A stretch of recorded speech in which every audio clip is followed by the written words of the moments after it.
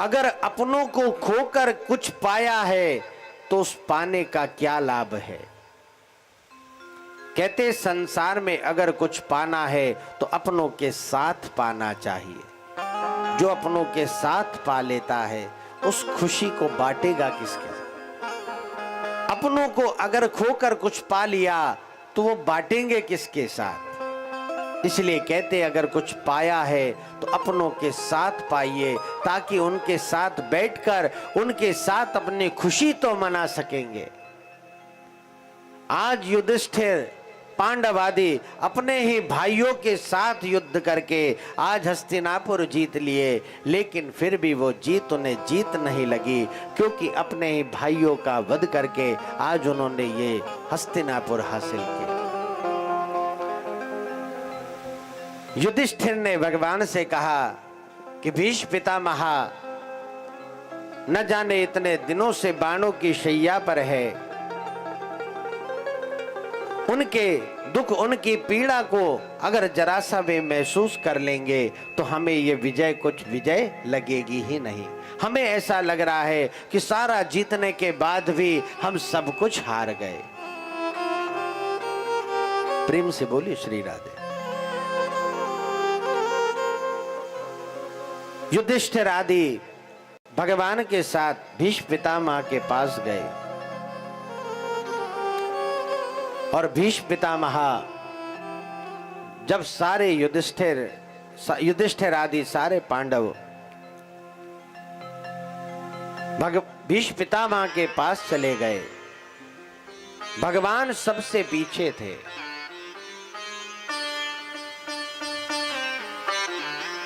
भीष्म पितामह ने जब पांडवों को देखा तो कहने लगे कि आप सब आ गए, क्या केशव नहीं आया।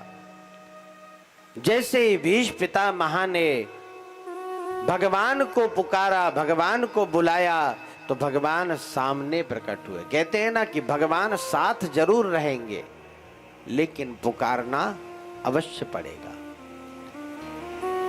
अगर हम में यहां कई लोग बैठे हैं और हम पर पीड़ा है और हम पुकार रहे हैं कि मेरी पीड़ा का अंत कर दीजिए, सब एक दूसरे की तरफ देखेंगे कि किसे पुकारा है। ये कहानियां भी है ना कि जब एक नाव में 4 लोग बैठे हैं और वो 4 लोग धीरे धीरे करके भगवान को पुकार रहे। एक नौका में 4 लोग 4 वर्ण के बैठे, हिंदू मुस्लिम सिख ईसाई और एक उदासीन। मुस्लिम ने अल्लाह को पुकारा, अल्लाह आए उसे बचाकर ले गए। ईसाई ने ईसा मसीह को पुकारा, वो आए उसे लेकर चले गए। उदासीन उसने उस परमात्मा को पुकारा, कहा कि परमात्मा मैं आप में सबको एक ही देखता हूं, आप मुझे बचाए। परमात्मा आए उसे बचाकर ले गए।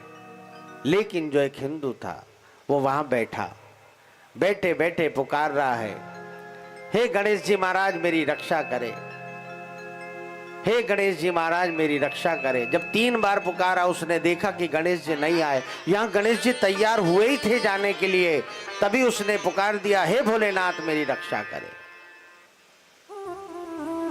फिर उसने 3 बार जैसे ही भोलेनाथ को पुकारा, अब भोलेनाथ ने सोचा कि मैं चला जाता हूं, उन्होंने अपने त्रिशूल उठाया, इतने में उसने पुकारा, हे भगवान विष्णु मेरी रक्षा करें।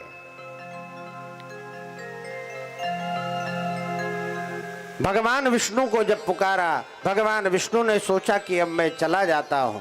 जैसे ही वो जाने को तैयार हुए तभी उसने कहा, दुर्गा मैया मुझे बचा लो।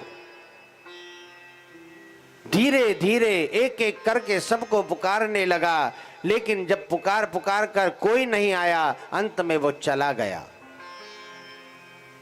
इस कहानी की सीख ये है कि संसार में आप सबको मत पुकारो, किसी एक को अपना मानो। एक सादे सब सदे, सब साधन सब जाए।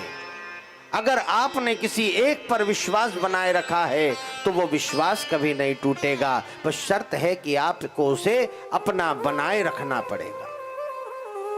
हम ये नहीं कहते कि आप ईश्वर को किस रूप में भज रहे, उससे महत्व नहीं रखता।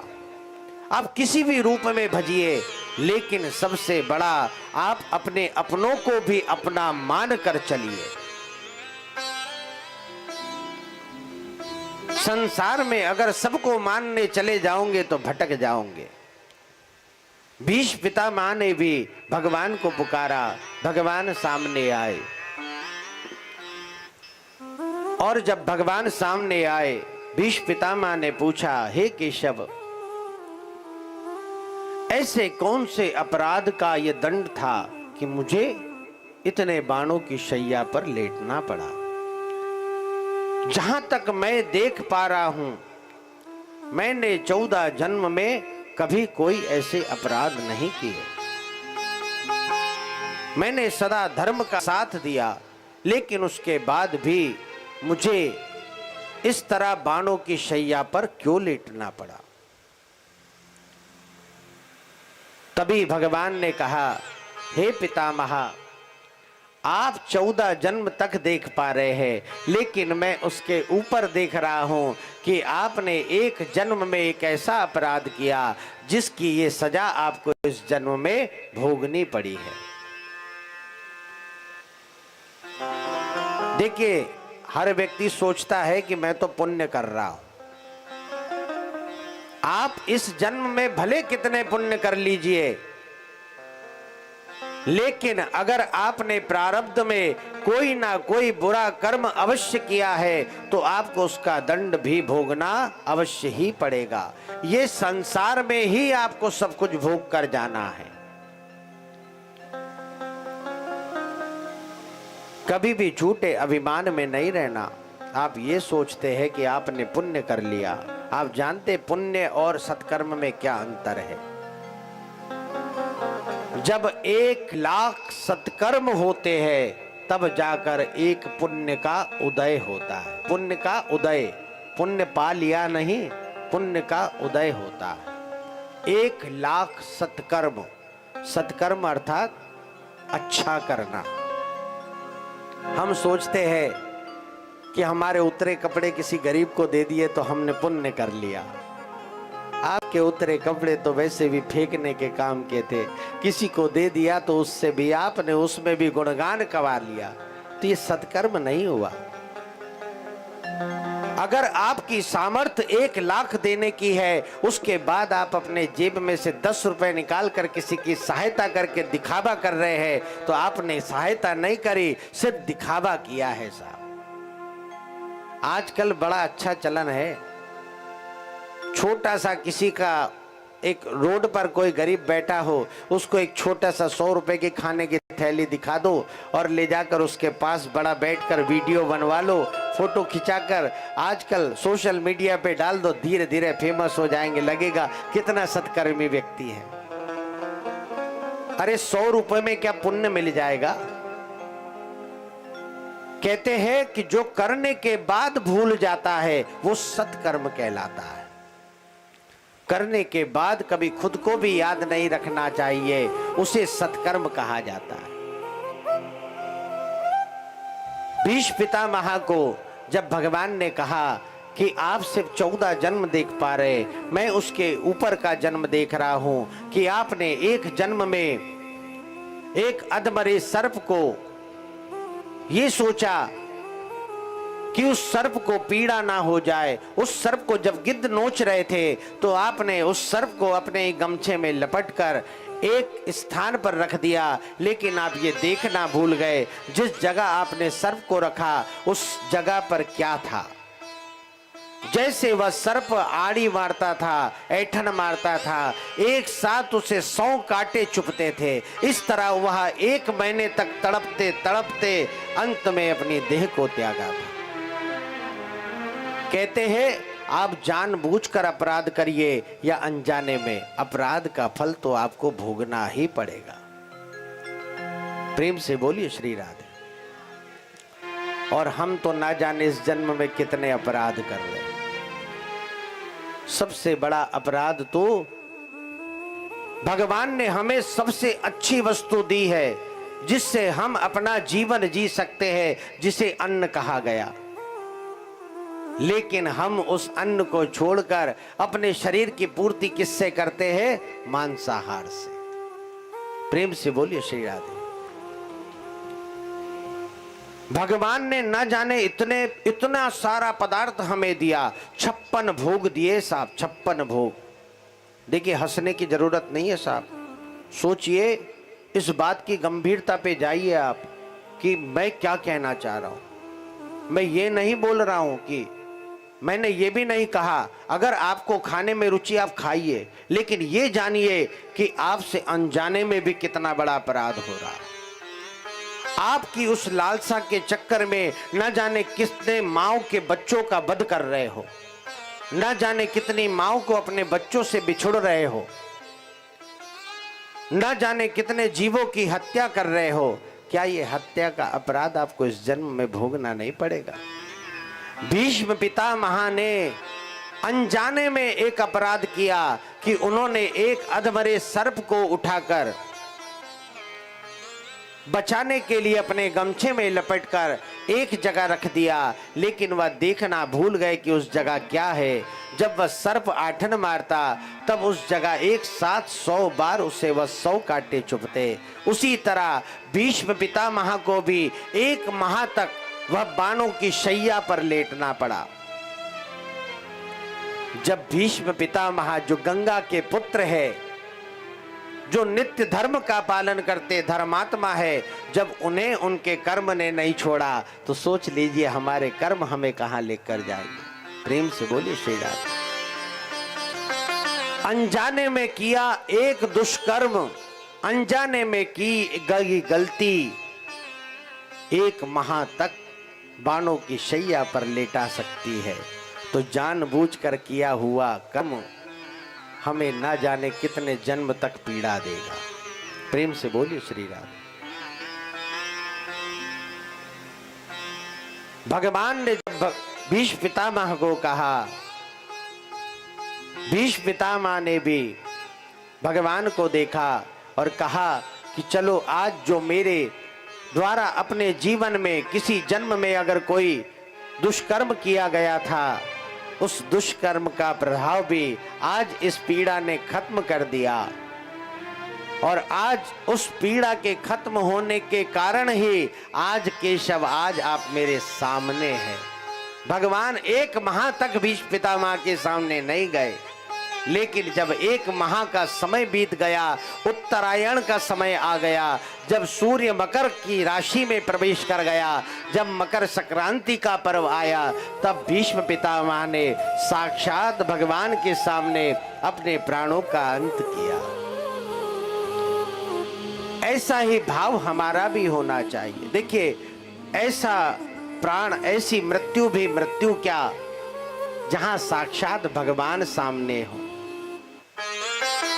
भगवान से हमें सदा यही कहना है कि हे प्रभु, हम भले कितने ही दुराचारी क्यों ना हो, हमें सत्कर्म करने की प्रेरणा अवश्य देना। अब ये मत सोचिएगा कि भगवान आके आपको सिखाएगा।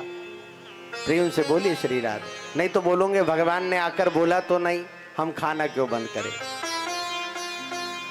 भाई भगवान ने नहीं कहा है, हम क्यों खाना बंद करें? आप ये सोचिए कि भगवान ने न जाने कितने रूपों में, किस रूप में आकर आपको समझाया है। देखिए, आप ये नहीं सोचिए कि हाड़ मांस का शरीर आपको कुछ समझाना चाह रहा है। इस गादी की महत्वता होती है, इस देह की महत्वता नहीं है। आप ये सोचे कि नितिन शर्मा नाम का ये व्यक्ति किसी को कुछ सिखा सकता, इतनी ताकत नहीं है साहब। जब मैं यहां से उतरूंगा आप ही की तरह पापी हूं, लेकिन जब इस गादी पर हूं तब मुझे सत्य कहने में जरा सा भी संकोच नहीं करना पड़ता।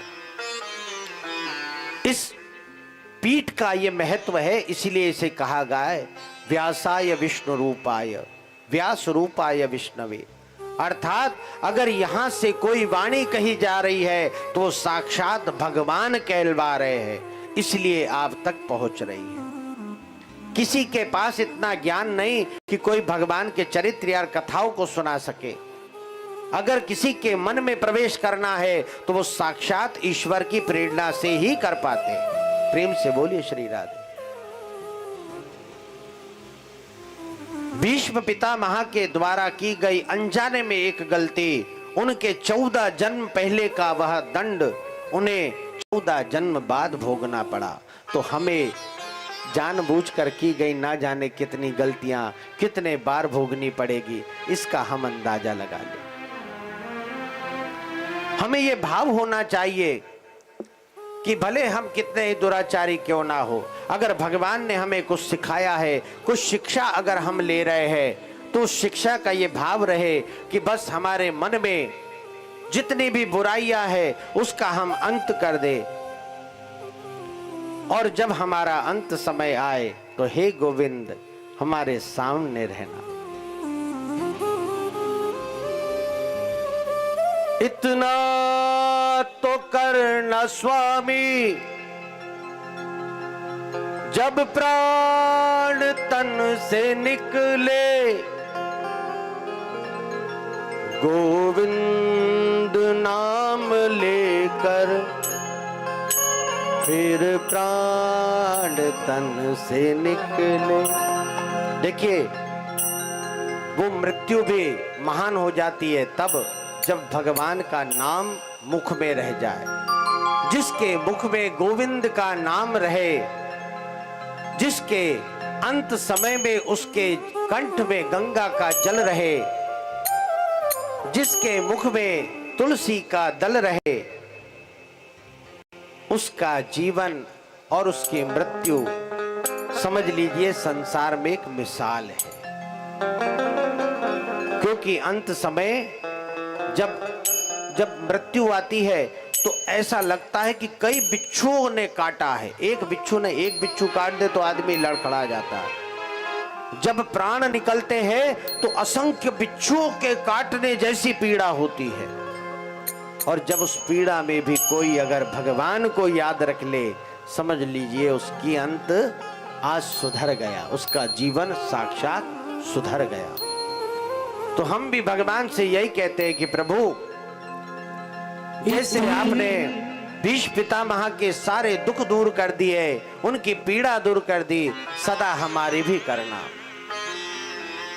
इतना तो करना स्वामी, जब प्राण तन से निकले, गोविंद नाम लेकर, गोविंद नाम लेकर, जब प्राण तन से निकले।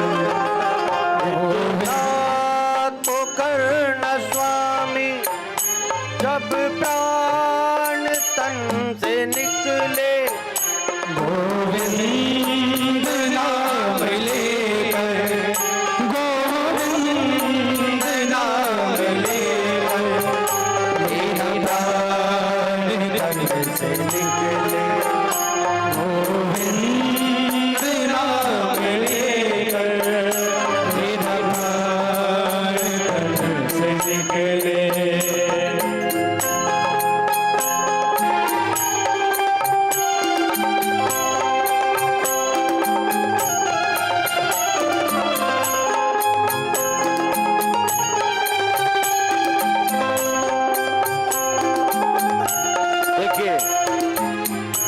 भगवान का नाम अच्छे में लो,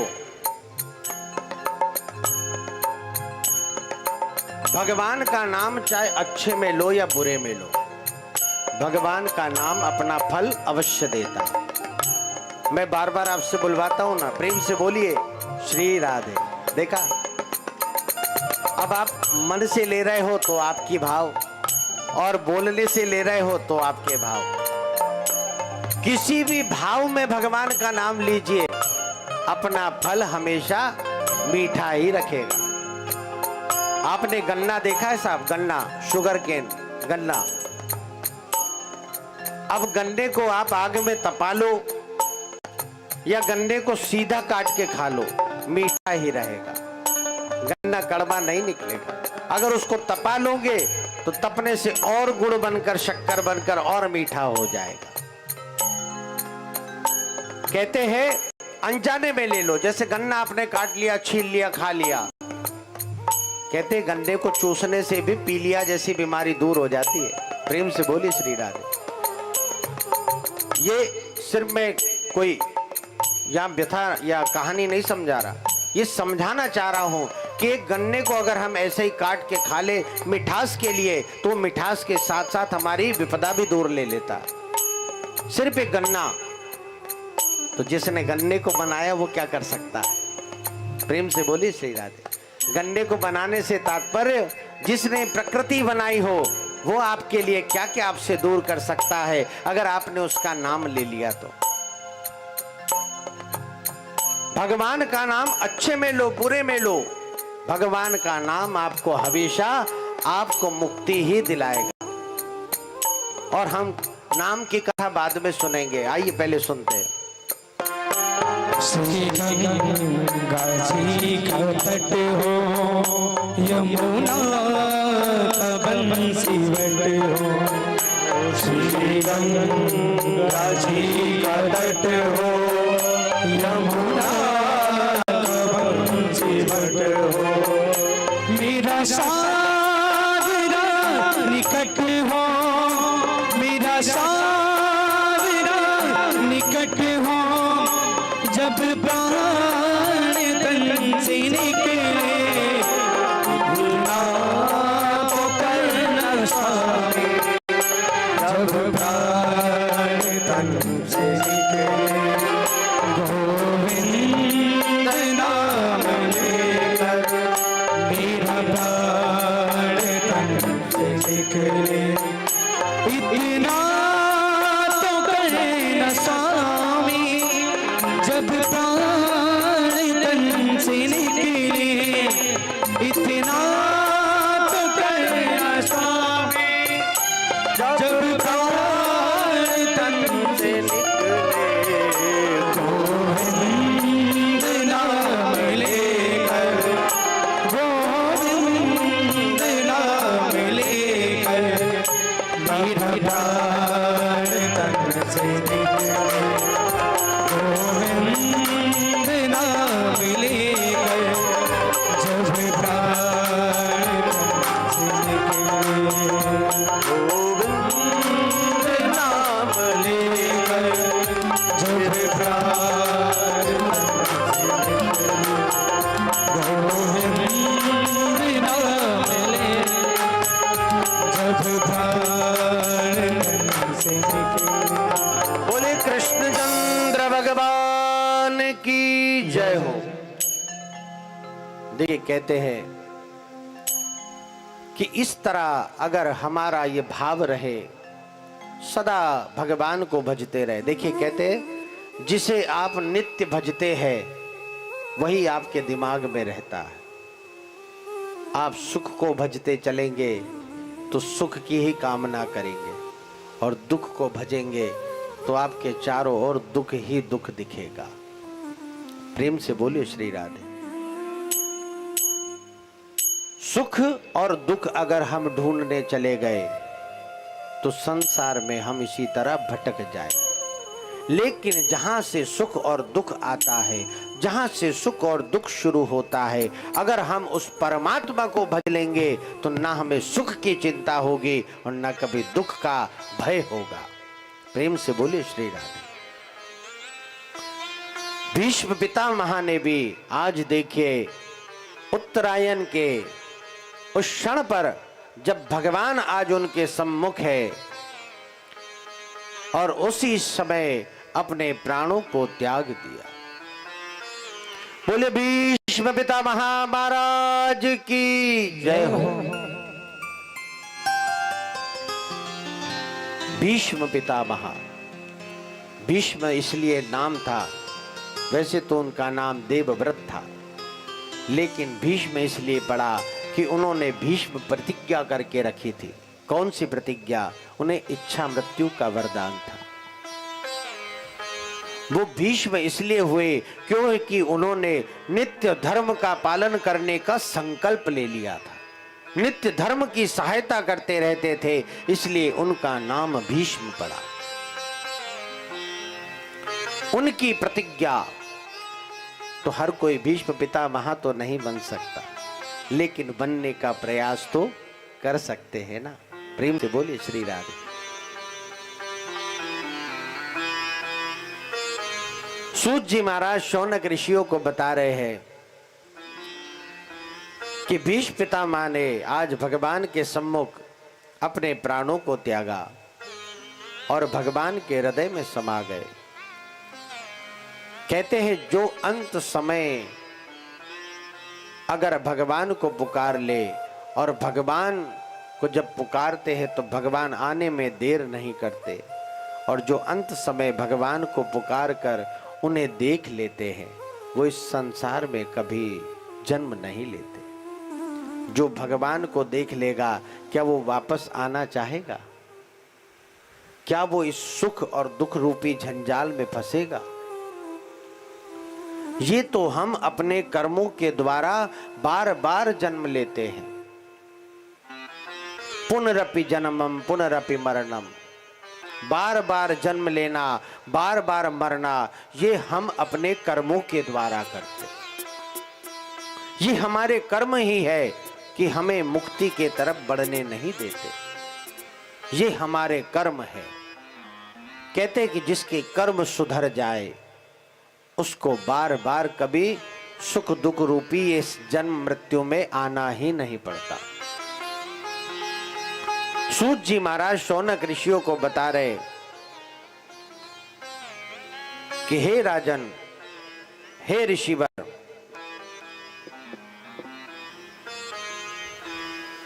जब भीष्म पितामह ने अपने प्राणों को त्यागा, सारे पांडव भी आज भगवान के साथ अपना सारा राज्य छोड़कर वन की ओर चले गए। जब भगवान द्वारिका चले गए तब सारे पांडव भी यहाँ वन की ओर जाने लगे। अपना सारा राज्य अपने पौत्र परीक्षित को दे दिया और परीक्षित को सारा राज्य देकर सारे पांडव आज वन की ओर चले गए। कहते कि वन में जाने से परम शांति मिलती है। जो जीवन में हमने पाप किए हैं उनको याद करने का क्षण मिलता है, क्योंकि दुनिया से जब दूर होकर एकांत में चले जाते हैं, चिंतन करते हैं, तब पता चलता है कि हमने कितने बुरे पाप किए हैं।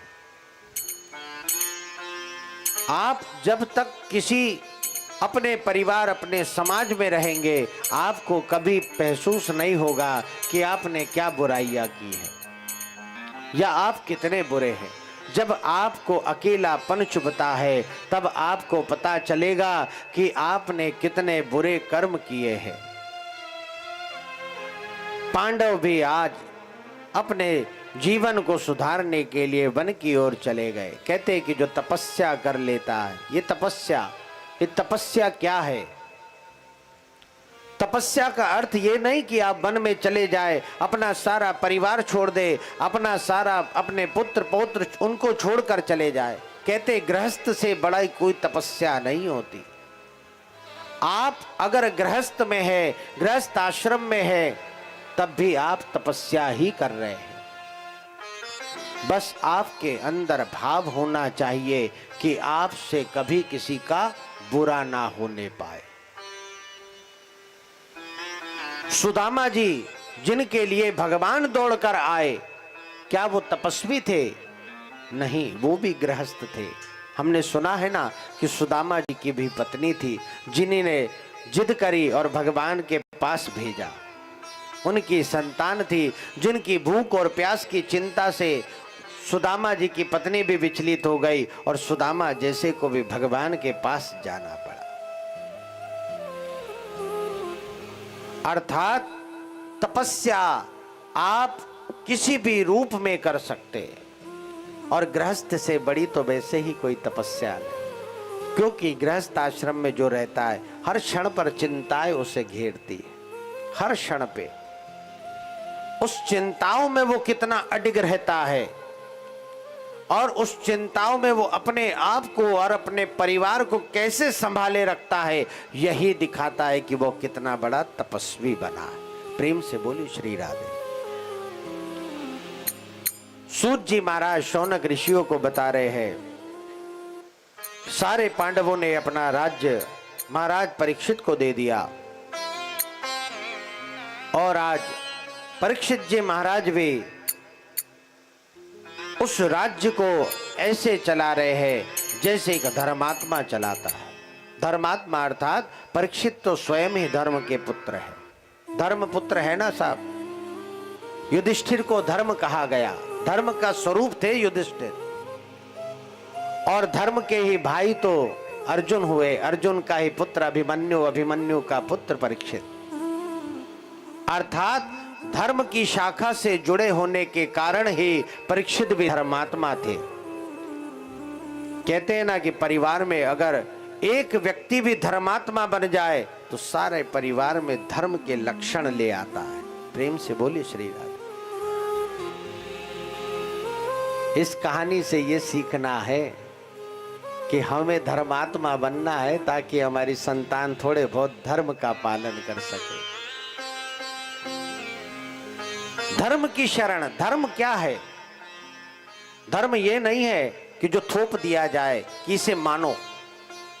धर्म की परिभाषा है धारयेति धर्मः, जिसे धारण करने में अच्छा लगे और जिसे धारण करके हम अपने और अपने परिवार की रक्षा महसूस करते, उसे धर्म कहा जाता है। धर्मो रक्षिते रक्षतः, जो धर्म की रक्षा करता है धर्म उसकी रक्षा करता है। इसलिए सदा धर्म का पालन करते रहना चाहिए और धर्म की रक्षा करनी चाहिए।